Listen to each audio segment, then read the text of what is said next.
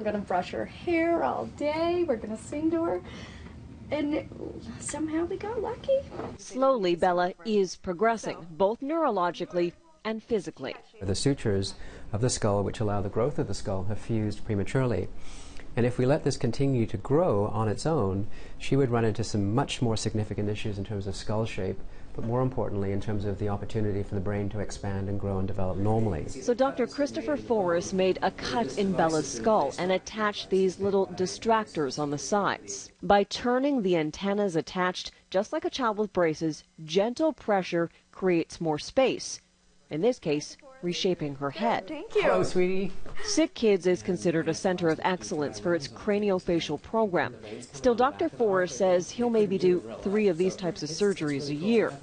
Bella is an only child, and her mom is very honest about her feelings and how her baby will be treated by the world. I used to be a little bit embarrassed going around the grocery stores with my little one because there's always that moment of, oh, there's a baby in there, and you get the look. A difficult thing for this young mom from Newfoundland to admit. Bella recently had the bolts for the distractors removed. Her head used to be flat.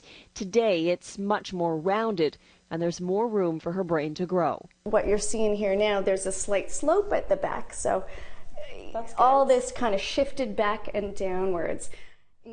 Now the family is back home in Newfoundland tonight. They're resting up. They'll be back at SickKids in the fall when Dr. Forrest and his team will work on reshaping Bella's forehead.